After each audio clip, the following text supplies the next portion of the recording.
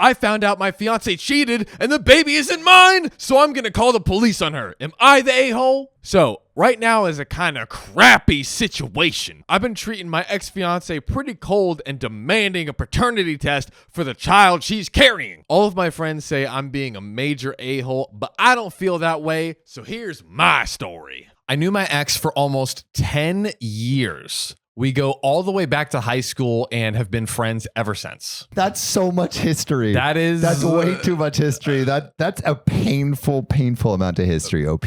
I wonder, like, if I feel like every time there's someone that's like, oh, I've known them for 10 years, 15 years, the breakup is like instant. Oh. Like, it's always just like, nope, done. Nope, done. It's over. You're dead to me. After we graduated, I said, F it, and asked her out, and we became a couple. Amazing. Congratulations. It's going to end so well. We dated for almost 6 years before she came to me and told me that she was pregnant. And maybe he's going to be a happy daddy. Hey, you know, maybe it's all going to work out. Happy little family, right? Yeah. Absolutely not. I won't lie. I loved her at the time, and this was actually quite exciting to me, so I proposed to her. Wow. She, however, seemed super worried. Why was she worried? What are you so worried about? You got your husband, the father of your child, right? Oh, right. Hopefully. I sat down and I talked to her about it, and I told her that even if she did decide to terminate the pregnancy, I would be by her side, and I still wanted to marry her. Wow. Fucking OP is the good guy of the year. Why? Dude. Why does this happen to the nice guys? Meanwhile, she's sitting there just like... Dick down in Dallas. Butt fucked in Boston. Anal in Austin. Wait, no. Dick down in Dallas. Anal in...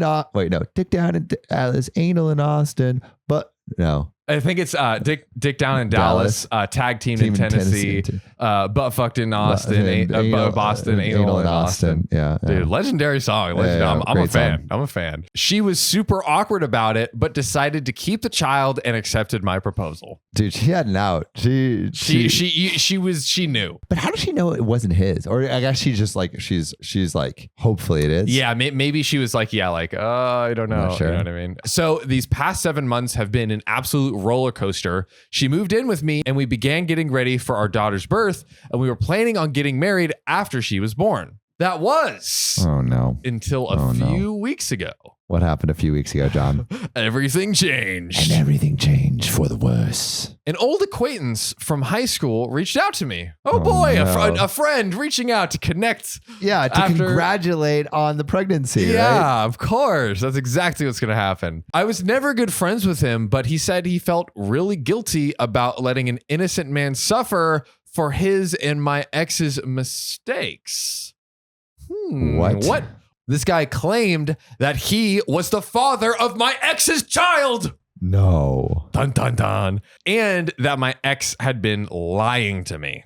No. It turns out that my ex and him got reacquainted about a year ago and started doing it. Oh, no. OP. Yes. Destroy the lives. Around that time, my ex got pregnant when they began doing it unprotected. Yep. And the thing is, he is not lying about this. He sent me photos of them together, showed me texts between the two of them, and I was able to get my ex's phone and confirm they were real.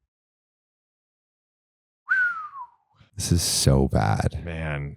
This sucks so much. Good God. Along with this, he sent a string of Facebook messages of my ex admitting to lying to me because I make more money than the real father and she would rather I care for it. She is such a shithead. Oh my, that is so bad, bro. That's so bad. That's so bad. Damn, dude. This is the worst kind of gold digger. This is why you can never be in a relationship with bitches. This is why Andrew you Tate. can't do it. Dude, Tate-gate is like in full swing right now. Oh, too. yeah, because he got banned Instagram from YouTube. And YouTube? And YouTube. Wow, everyone's following.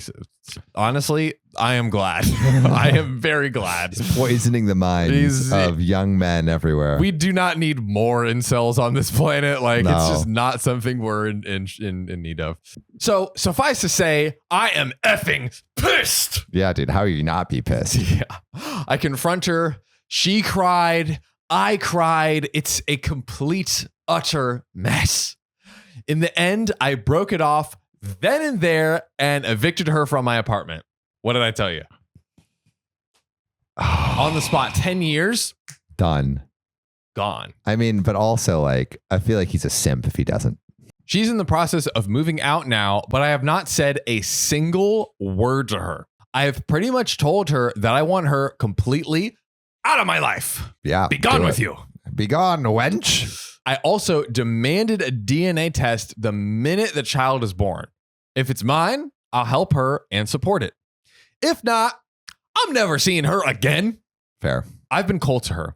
Her and her parents have tried multiple times to work it out with me, but I've refused any contact with them. At one point, she got all of her friends together to try to talk to me, and I kicked them out of my apartment with threats of calling the police on all of them.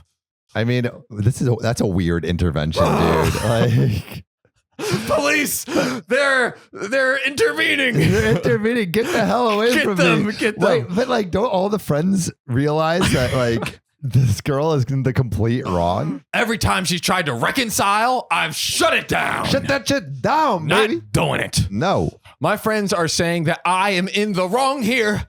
According to them, she's pregnant. Because of that, I should at least be helping her till the baby is born, even if it isn't mine. Hey, the baby is not yours too. Why don't you help?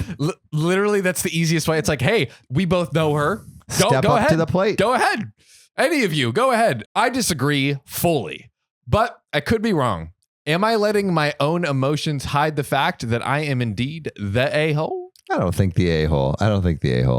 The one thing I would have done differently is like, I get the emotional reaction of like calling it off right after. I would like to be like leave, and I need time to like cool down, and then like let's get back together. Like, not get back together, but like sit down and like I want to know everything. Like, tell me everything. Can you give me some context? Yeah, can you give me some like I don't think it's reconcilable, but I'll at least like hear you out, and I just want to know. OP should, because he was quick to just be like, okay, all my assumptions, like in the moment of understanding that she kind of betrayed him, like all my assumptions about whatever's going on are correct. Yeah. And then he just didn't ask any more questions about it. Like, I think having full context will be helpful for him, because then he'll at least know, okay, like, are all the assumptions I'm making true? Yeah. And maybe some of them aren't. Maybe there's like a reason for all of this. I can't imagine there is.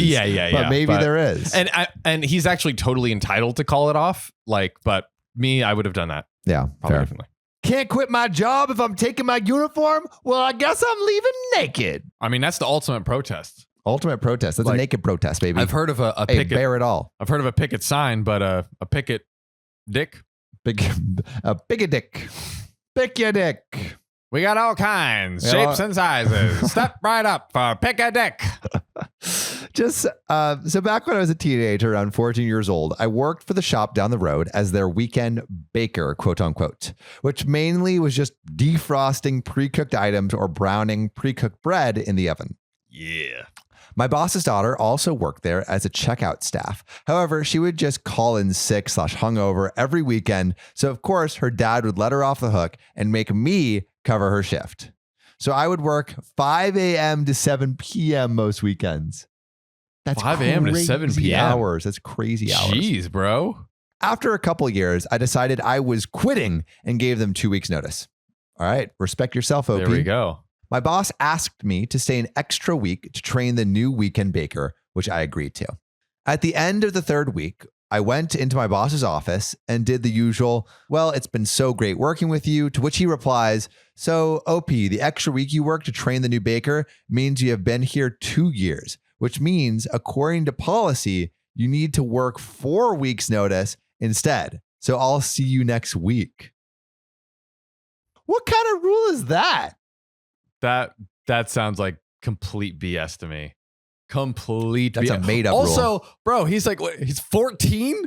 This is the most like adult, he's like, yeah, I'm going and giving the handshake and sign off. And I'm like, bro, at 14, I was like, I don't know what I was doing, but I wasn't doing that. I was quitting on the spot. Yeah. Also, you need to give us back your uniform on your last shift and it needs to be freshly cleaned. Wow.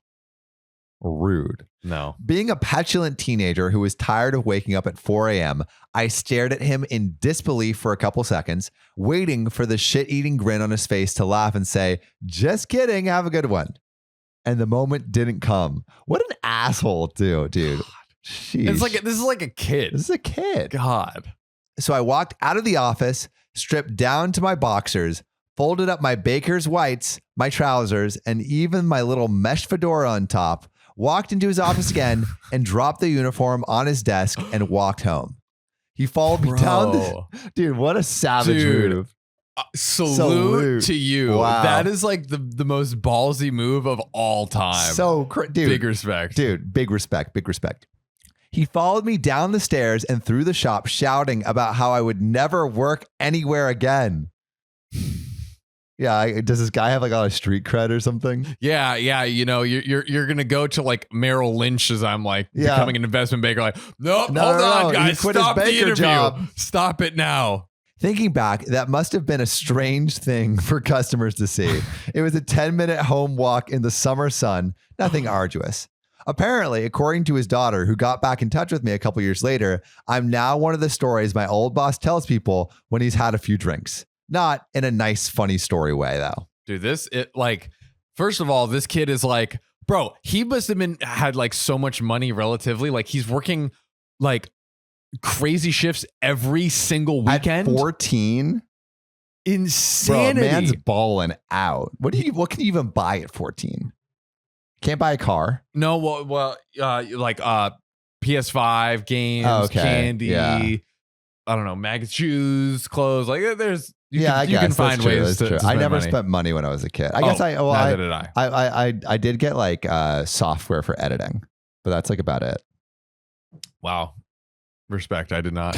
I was like, Windows Movie Maker. Here we go. Heyo. Yeah, I think I bought computer stuff because I was freaking nerd. Honestly, look, nerds win. Nerds win. Look at us now. That's right. Look at us now on our thrones. But dude, I'm already thinking about like how to redecorate the new room that I'm moving in. I'm planning on moving rooms, getting my own room. That's right. I want to get the bust of Beethoven. The bust of Beethoven. Yeah, somewhere in there. Yeah. I think that would be cool. Go for it. Very, very classical of I also want to get rid of the popcorn ceiling. Really? Yeah, I hate it. Yeah? I literally could not care less. I hate looking at it. It sucks. I actually kind of like looking at it. No, it's the worst. It's so bad. I want to scrape it all off. You want to scrape it off? Yeah. Why? Is it insulation? I think it actually helps with fire, and it also is noise reducing, I believe. Actually, no. Like, I was going to say, like, you're going to, like, scrape it off, and then there's going to be, like, a fire in the apartment. But knowing you guys, it'll, like, a fire will start, and then it'll literally, like, almost get to the roof. And then a ukulele full of water will spill. Yes, and then that is exactly what will happen. the whole fire. Hopefully. I've watched this crew of scoundrels, literally 5 grown men jumping up and down at like 2:30 in the morning, and I'm like, how are the neighbors, these guys get away with it? It's the popcorn ceiling, I guess. It's the popcorn ceilings. That's you have to keep it now. Yeah. Well, maybe I'll keep it in the living room, but just not like I feel like. Because my room currently doesn't have a popcorn ceiling. Interesting. But Brandon's room does. Well, more power to you, my friend. Yeah.